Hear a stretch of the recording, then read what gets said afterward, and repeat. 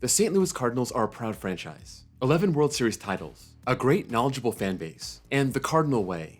A little pretentious, but I get it. They've only had one losing season in the 21st century, making the playoffs 15 times, 4 pennants, 2 World Series titles. It seems like after winning 100 games in 2015 and losing to the Cubs in the NLDS, the team went into a slump. Mike Matheny was fired in the middle of 2018, the third year in a row they failed to make the playoffs. Under Mike Schilt, they went back to the NLCS in 2019, and they've made the playoffs in both years since. If you told me the Cardinals would make the playoffs in 2021, I would have believed you. If you told me how they got to the playoffs, I would have told you you're nuts. Let's take a look at the Cardinals' wildcard run, a playoff season that ended with their manager out of a job. Before we get started, if you can give this video a like, I'd appreciate it. It helps me out with the YouTube algorithm. And thanks to Austin's Amusement Parks for this video idea. The Cardinals had every reason to be excited going into this year.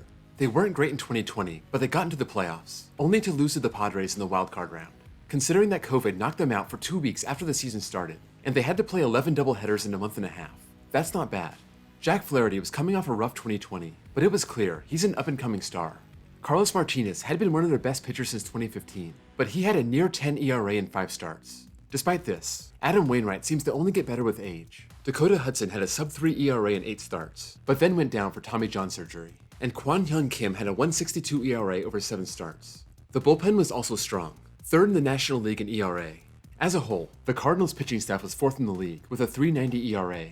The problem was their hitting. They were 2nd to last in runs scored, and dead last in home runs. Tyler O'Neill and Brad Miller split the team lead with 7.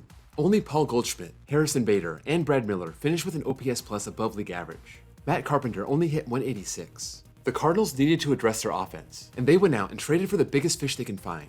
On February 1st, 2021, the Rockies traded Nolan Arenado to the Cardinals, the main return being Austin Gomber, along with a few other prospects. The Cardinals started off playing average ball, 14-12 after April, but they ran off 6 in a row and took first place in early May. They'd be in first place pretty much the entire month, but a loss to the Dodgers on May 31st dropped them down to 2nd, and they'd never come close to first place again. They knew they were in trouble when the Reds came to Busch Stadium and swept them, then lost 5 out of 6 in Atlanta and Detroit, then came home for a series against the lowly Pirates, and lost 3 out of 4. By the 4th of July, they were 10 games out of first and 3 games under 500. They were the 5th worst team in the National League, 8.5 games behind the Padres for the second wildcard. They were struggling, but they did have some bright spots. They had 3 representatives in the All-Star game. Alex Reyes saved 20 games, posting an awesome 1.52 ERA. Yadier Molina didn't put up great stats, but he was about average with a 7.15 OPS. Nolan Arenado was the NL starter at third base, hitting 17 homers and posting an 8.19 OPS, playing Gold Glove defense as always. By the trade deadline, they had played their way back to 500 ball, 9 games back in the Central, and 7.5 back for the wildcard. They decided to be buyers without going all in. They brought on veteran left-handed pitchers J.A. Happ from the Twins and John Lester from the Nationals. Their pitching hadn't been too bad up to this point, sporting a 4.27 ERA, but they had just lost Carlos Martinez for the year in mid-July, tearing a ligament in his arm, ending a miserable season where he posted a 6.23 ERA. Jack Flaherty was already gone, missing all of June, all of July, made 3 starts in August, and didn't come back until the last week of the season. John Gant had been starting out of necessity, but he was 5-11 with a 4.42 ERA as a starter, and posted a really good 2.66 ERA out of the bullpen. The Cardinals had to part ways with Gant to bring on J.A. Happ. Johan Oviedo made 14 starts over the first half, but he was 0-5 with an ERA pushing 5, and he was sent down to the minors. Miles Michaelis only made 1 start in the first half, injuring his forearm, and he wouldn't come back until the end of August. The only reliable starters the Cardinals had by the end of July were Kim and Wainwright. Lester and Happ, 37 and 38 years old, respectively, combined for a 9-3 record, starting 23 games with a 4.20 ERA. Right after the break, they got swept at home by the Braves, falling 8.5 games back in the wildcard. But they went to Pittsburgh and Kansas City and cleaned up, winning all 6 games, and that helped spur a 15-11 August. They were ready to make their move in September. You wouldn't know it by the first week. They started 2-5, losing to the Dodgers on September 7th. They ended that day just 1 game over 500, but found themselves only 4 games back. Despite playing mediocre ball over that stretch between August 5th and September 7th, the Padres had gone 11-17. Suddenly, that second wildcard spot was crowded, with the Reds, Phillies, and Mets all within 4 games. It looked like it was going to be a fight till the bitter end, but the Cardinals had other ideas. They took the last 2 from the Dodgers, then lost the opener to the Reds. But after that, they ran off 17 straight wins. Remember, they started 4 games back and were in a pack of 5 teams. After that 17th win, the Cardinals were celebrating a playoff spot. Between September 11th and 28th, only the Phillies had a winning record, and the Padres crumbled, winning just 3 of 16 games. The Cardinals clinched with 5 games to go and cruised to a 90-72 record. They went to Dodger Stadium for the wildcard game, and Adam Wainwright gave them all he had, getting into the 6th, giving up just 1 run. Tied in the 9th, Mike Schultz made the controversial move to bring in Alex Reyes. The All-Star had given up the closer role to Giovanni Gallegos by September, as he posted a terrible .552 ERA in the second half. There was 1 on, 2 out, and the first batter was Chris Taylor. Ball game. Just like that, this magical ride was over.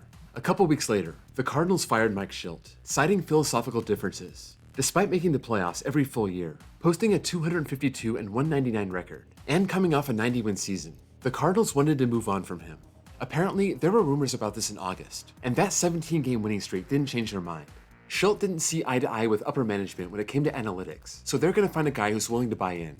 It's true that the Cardinals underperformed all season, and that streak pushed them over the edge. But for 145 games outside that streak, they played 1 game over 500, something the team wasn't expecting when bringing in big-time bats Goldschmidt and Arenado.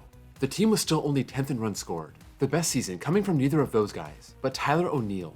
34 homers, 912 OPS, 150 OPS plus, and a 6.3 WAR, earning him 8th place in MVP voting. Goldschmidt was good too. 31 homers, 879 OPS, 143 OPS plus, and a 6.1 WAR. Not quite as good as O'Neill, but still finished 2 spots higher in the MVP vote. Nolan Arenado ended up having a solid season. 34 homers, 105 RBI, 807 OPS, and a 121 OPS plus, along with a 4.1 WAR. Dylan Carlson also broke out in his first full season, serving as a good middle-of-the-order bat. But Yadier Molina was below average offensively. Paul DeJong hit under 200, losing a lot of playing time to Edmundo Sosa, and Matt Carpenter continued his decline, hitting a career-low 169. 10th in the league in hitting, 7th in the league in pitching, but they still finished with the 4th best record in the league. The team had a lot of problems with their starting pitching they tried to patch up mid-season, and they did a pretty good job, posting an ERA almost half a run lower in that second half. Despite Alex Reyes' terrible second half, the bullpen as a whole had an ERA nearly a run lower compared to the first half. Their hitting was also much better in that second half, with an OPS nearly 100 points higher. That improvement isn't just because of the winning streak. Their OPS have been steadily rising since July. They were kind of an average team that happened on a winning streak, getting them to the playoffs, but there's no doubt they figured out something in that second half, and that could bode well for them in 2022. That's a wrap on the 2021 Cardinals. If you have any thoughts on this team, let me know in the comments below. And before you go, be sure to drop a like and give me a sub for more content just like this. Thank you all for watching, and I'll see you all next time.